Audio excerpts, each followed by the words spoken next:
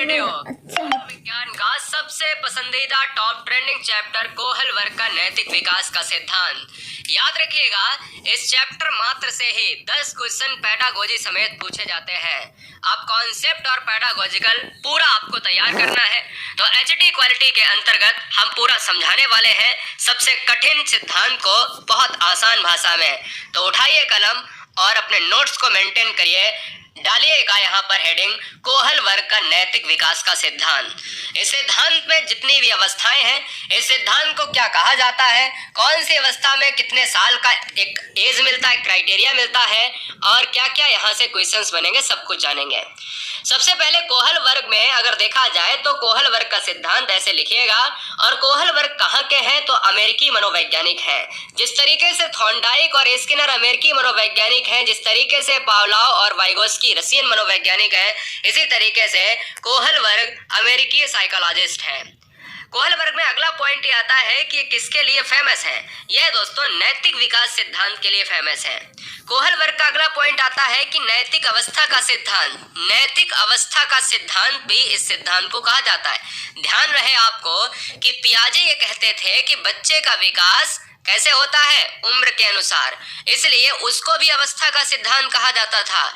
और इसे कहा जाता है नैतिक अवस्था का सिद्धांत। बच्चे का विकास सामाजिक परिवेश में होता है। ठीक है, चलिए अगले पॉइंट में हम यहाँ पर नोट करेंगे कि क्या आप जानते हैं कोहल वर्ग यानी लॉरेंस कोहल वर्ग ने सबसे पहले नैतिक विकास का सिद्धांत 1969 में दिया और इसके बाद इसमें 81 और 84 सन में संशोधन भी किया है। याद रखिएगा कि इस सिद्धांत को नैतिक विकास का सिद्धांत कहते हैं। इसको नहीं भूलना है, भले ही आप सन भूल जाएं, कोई मैटर नहीं करता। चैनल पर पहली बार है तो चैनल को जरूर सब्सक्राइब करें राष्ट्र हित में, क्योंकि हम शिक्षक और शिक्षिका आपको बनता हुआ देखना चाहते हैं। नैतिक व्यवहार जन्मजात नहीं होता है, बल्कि इसे सामाजिक परिवेश से सीखा या अर्जित किया जाता है। यह बहुत महत्वपूर्ण परिभाषा है। स्टेटमेंट में पेडागोजिकल कॉन्सेप्ट में आपसे ये क्वेश्चन कोहल वर्ग से पूछा जा सकता है।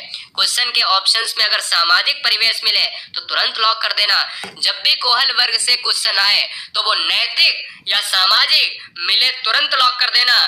नैतिक विकास का सिद्धांत कैसे प्राप्त होगा, सामाजिक परिवेश से, क्योंकि यह जन्मजात नहीं होता। मतलब क्या है कि बच्चा माँ के गर्भ से सीख कर नहीं आता है, यह सामाजिक परिवेश से सीखा जाता है। बच्चा आस पड़ोस से सीखता है, वही नैतिक विकास है। ठीक है, लॉरेंस कोहल वर्ग से बहुत इंपॉर्टेंट पॉइंट आता है कि इसे कितने चरण में बांटा गया है।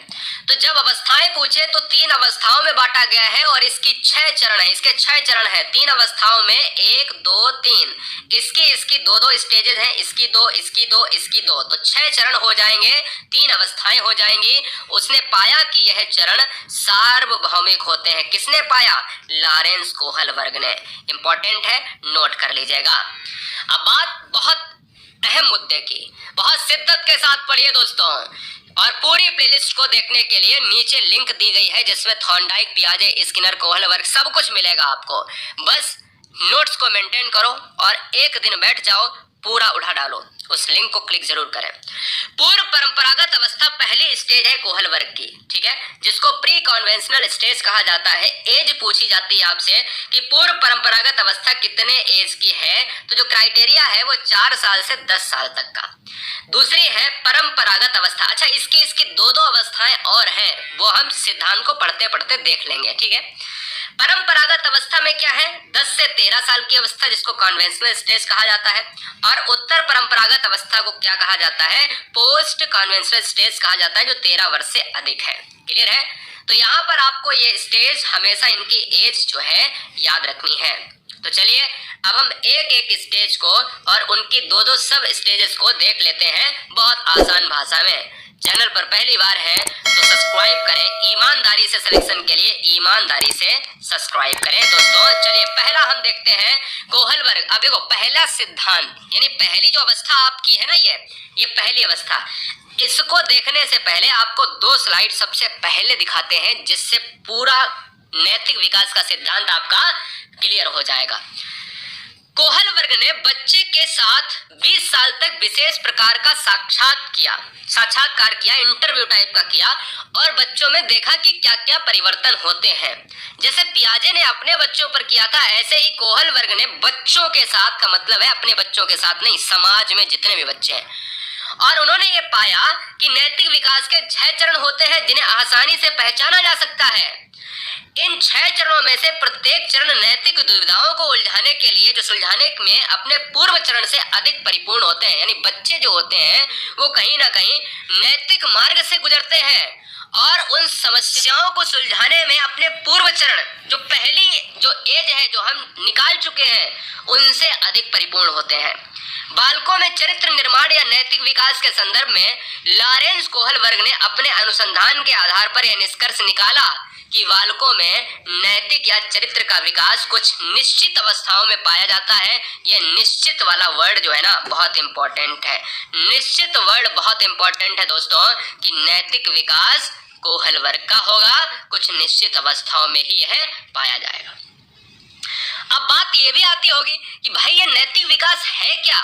स्टेज को पढ़ने से पहले हम इस नैतिक विकास का अर्थ तो जान लें। एक्चुअल में दोस्तों नैतिक विकास जो होता है ना, यह जन्मजात नहीं होता, ये मैं पहले बता चुका हूँ। यह जन्मजात नहीं होता है, इसे सामाजिक परिवेश से अर्जित या सीखा जा सकता है। जैसे जैसे आप आस पड़ोस तथा स्कूल में जब जाते हो, समाज में लोगों से मिलते हो, तो यह विकास परिपूर्ण होता है। जब बालक का जन्म होता है तो यह ना तो नैतिक होता है और ही ना ही अनैतिक होता है। ये क्वेश्चन बहुत इंपॉर्टेंट स्टेटमेंट, इसको नोट कर लीजिए कि बच्चा जब जन्म लेता है तो बच्चा कैसा होता है, ना तो नैतिक ना तो अनैतिक, बल्कि वह अच्छा व बुरा का आचरण समाज से सीखता है। इसलिए कहा जाता है कि विकास की प्रक्रिया वातावरण की महत्वपूर्ण भूमिका होती है। जो विकास की प्रक्रिया में वातावरण, जो एनवायरनमेंट है ना, वो अहम भूमिका निभाता है। भाई हमने जन्म तो ले लिया, अब जन्म लेने के बाद हमारी परवरिश का नंबर आएगा। हमारी परवरिश हमारे परिवार के द्वारा की जाएगी और उस परिवार के साथ साथ हमें कैसा वातावरण, एनवायरनमेंट मिलता है, ये बहुत इंपॉर्टेंट है ना। यही नैतिक विकास है। तो दोस्तों अब हम आते हैं कि इनकी 3 अवस्थाओं को कैसे हम चीजों को पढ़ें। तो पहला हेडिंग आप डालिएगा कि पूर्व नैतिक स्तर, जिसको हम कहते हैं प्री भैया कन्वेंशनल स्टेज कहते हैं। अब देखिए यहाँ पर क्या है, पूर्व नैतिक स्तर में, पूर्व नैतिक स्तर को आप यहाँ पर बच्चे अगर परेशान है तो पूर्व परंपरागत अवस्था भी डाल सकते हैं, एक ही चीज है, ठीक है। पूर्व नैतिक अवस्था या पूर्व परंपरागत अवस्था जो 4 से 10 साल की होती है, इसे बाल्यावस्था के रूप में भी जाना जाता है, क्योंकि बाल्यावस्था का जो एज होता है वो 5 से 12 साल होता है। तो इसी के अंतर्गत ये हो जाएगा। सिंपल सी बात है, 5 से 12 साल हम कह सकते हैं या 6 से 12 साल कह सकते हैं, कोई समस्या वाली बात तो है नहीं, सिंपल सी बात है, ठीक है। अब बात करते हैं कि 4 से 10 साल की एज क्या है, पूर्व नैतिक स्तर, इसे बाल्यावस्था के रूप में जानते हैं। इसके कौन कौन सी सब स्टेज हैं, कौन कौन से इसके 2 चरण हैं। इस अवस्था के 2 चरण में पहला चरण है आज्ञा एवं दंड की अवस्था, जिसको कहा जाता है stage of order and punishment, और दूसरा है अहंकार की अवस्था, स्टेज ऑफ ईगो कहा जाता है। अब दोस्तों याद रखें आप कि यहाँ से क्वेश्चन बनने से पहले आपको ये 2 स्टेज अगर आपने पढ़ ली तो क्लियर हो जाएगा। पहला है आज्ञा एवं दंड की अवस्था। आज्ञा एवं दंड की अवस्था बहुत अच्छा है, बहुत इंटरेस्टिंग तरीके से पढ़िए, देखिए मजा आ जाता है। आप ही के ऊपर निर्भर है, जैसे आप बड़े हुए हो उन्हीं के बीच में ये चीजें घटित यहाँ पर जो है क्या हुई हैं, कहीं ना कहीं घटित हुई हैं। कम आयु व अपरिपक्व होने के कारण बच्चा डरता है कि काम किया जाए या ना किया जाए। माता पिता के डर से बच्चा ये सोचता है, बुरा काम अगर करेगा तो बच्चा ये सोचेगा, डरेगा कि अरे ये कर लिया तो कहीं ना कहीं हम पिट ना जाए, और अच्छा काम करेगा तो फिर भी सोचेगा, अच्छा काम करेगा तो ये सोचेगा कि अरे ये कर लेता हूँ तो मुझे कहीं ना कहीं प्रशंसा मिलेगी, और कहीं ना कहीं बुरा काम करेंगे तो कहीं ना कहीं दंड मिलेगा। तो अच्छा और बुरा काम करने से पहले बच्चा सोचता है कि भाई उसे अगर बुरा काम करना है तो वो दंड का भोग करेगा, तो दंड से बचने के लिए ये सब सोचता है। परिवार के सदस्य बच्चे को कार्य करने का आदेश देते हैं, बिल्कुल देते हैं कि भाई आज ये ले जाओ, अरे जाओ पढ़ो जाके, ये भाई यही तो करते हैं, सबके साथ होता है, मेरे साथ भी हुआ, आपके साथ भी होता है। भाई आज्ञा का मतलब क्या होता है? आज्ञा, है ना। अगर बुरा करोगे तो दंड दे भाई झेलना पड़ेगा। उस कार्य को ना किया जाए तो बच्चे को दंडित किया जाएगा। तो बच्चे को दंडित करते हैं, कौन? परिवार के सदस्य। भाई पढ़ने के लिए बोलो और पढ़ने के अलावा आप खेलने चले गए तो भाई दंड तो मिलेगा ही मिलेगा। इसीलिए अगर क्वेश्चन में आए कि अगर किसी कार्य को परिवार के सदस्य बोलते हैं और बच्चे द्वारा नहीं किया जाएगा तो यह किस अवस्था के अंतर्गत आएगा? यह पूर्व नैतिक स्तर के अंतर्गत आएगा, आज्ञा एवं दंड की अवस्था के अंतर्गत आएगा। अहंकार की अवस्था में क्या होता है? Stage of ego. अहंकार की अवस्था बहुत इंटरेस्टिंग है। जैसे जैसे बच्चे की आयु बढ़ती है वह परिपक्व होता है, बिल्कुल बात सही है। यदि उसका उद्देश्य झूठ बोलने से पूरा होता है तो वह झूठ बोलता है। अगर झूठ बोलने से पूरा होता है तो वह झूठ बोल देता है, ठीक है, उद्देश्य अगर पूरा हो रहा है। क्योंकि अब बच्चा जैसे जैसे बड़ा हो रहा है, भूख लगने पर चुराकर खा लेना, भूख लगने पर चुराकर खाना खा लेना। जैसे कोई चीज रखी है, फ्रिज में रखी हुई कोई चीज है, अलमारी में रखी हुई कोई चीज है, चुराकर खा लिया और बोल दिया भैया मैंने नहीं खाया है, ठीक है। क्योंकि वो ये समझता है, भाई काल उठा के बोलता है कि भैया मैंने नहीं भैया खाया है, मम्मी मैंने नहीं खाया ये चीजें जो है ना। बोले क्या रखा है? कोई चीज बहुत बढ़िया मिठाई आई हुई है, उसको खा लिया, उसका उद्देश्य पूरा हो गया। उसको लगता है झूठ बोलने से उद्देश्य पूरा होगा तो उसने चुराकर खा लिया। तो ये क्रियाएं अहंकार की अवस्था में आती हैं, स्टेज ऑफ ईगो की अवस्था में आती हैं, ये पूर्व नैतिक स्तर की अवस्था में आती हैं। तो ये क्वेश्चन पूछा जाए कि अगर झूठ बोलने से, अगर बच्चे का उद्देश्य झूठ बोलने से पूरा होता है तो किस अवस्था में आएगा? अहंकार की अवस्था या पूर्व स्तर की अवस्था में। दूसरा है परंपरागत नैतिक स्तर, दूसरी अवस्था। दूसरी अवस्था को भी दो स्टेजेस में बांटा गया है, दो चरणों में बांटा गया है। एक प्रशंसा की अवस्था, एक सामाजिक व्यवस्था के प्रति सम्मान की अवस्था। बड़ा अच्छा क्वेश्चन है। देखिए परंपरागत नैतिक स्तर में पहला पॉइंट आ जाएगा जो मैं बता चुका हूं कि 10 से 13 साल की उम्र में परंपरागत नैतिक स्तर है, जो मैंने अभी ऊपर आपको बताया है, ठीक है। उस चीज को याद रखें। इसे दो उप स्तर में बांटा जाता है, एक प्रशंसा की अवस्था। तो चलिए प्रशंसा की अवस्था को जान लेते हैं। इस अवस्था में बच्चा जो भी करता है वह दूसरे लोगों के द्वारा उसकी प्रशंसा करने के लिए करता है। बच्चा ये चाहता है कि भाई मैं अच्छा करूं इसलिए मुझे प्रशंसा मिलेगी। तो अगर क्वेश्चन में पूछा जाए कि बच्चा प्रशंसा की अपेक्षा कब करता है तो वह कौन सी अवस्था में करेगा? परंपरागत नैतिक स्तर में करेगा कि बच्चे को प्रशंसा चाहिए तो बच्चा भी सोचेगा कि अरे हमारी वाहवाही हो समाज में, इसलिए हम अच्छा कार्य करें। दूसरी ओर समाज के सदस्य बच्चे से अपील अपेक्षाएं करने लगते हैं तो समाज उन्हें स्वीकृति मिलने लगती है। समाज से उन्हें क्या मिलने लगती है? स्वीकृति मिलने लगती है कि अरे ये बच्चा अच्छा है ना। इस अवस्था में बच्चे उन्हीं व्यवहारों को उचित व नैतिक मानते हैं जिसके लिए वे परिवार, स्कूल, पड़ोस, मित्र मंडली से प्रशंसा प्राप्त करते हैं। ये बच्चे छोटे बच्चे होते हैं, ये बच्चे 10 से 13 साल के बच्चे होते हैं और ये दोस्तों उन्हीं को मानते हैं कि परिवार, स्कूल, पड़ोस, मित्र मंडली यही हमारा संसार है, यहीं से मुझे प्रशंसा मिलेगी। अब दोस्तों प्रशंसा के बाद आती है सामाजिक व्यवस्था के प्रति सम्मान की अवस्था। बहुत छोटा है। सामाजिक व्यवस्था के प्रति सम्मान की अवस्था में क्या है कि नैतिक विकास की उप अवस्था अत्यंत महत्वपूर्ण, यह सामाजिक व्यवस्था के प्रति सम्मान की अवस्था मानी जाती है। कोहल वर्ग कहते हैं कि भाई समाज के ज्यादातर सदस्य नैतिक विकास की इस अवस्था तक पहुंच जाते हैं। समाज के जो ज्यादातर लोग होते हैं वो इस अवस्था तक आसानी से पहुंच जाते हैं। इस अवस्था में प्रवेश से पहले बालक समाज को केवल इसलिए महत्वपूर्ण मानता है कि उसकी प्रशंसा करता है। भाई समाज में बच्चा अगर अच्छा कार्य करेगा तो वह यही तो उम्मीद करेगा कि बच्चे की प्रशंसा की जाए। समाज के लिए कोई बच्चा, जैसे आप हो, आप समाज के लिए काम कर रहे हो तो आप क्यों कर रहे हो?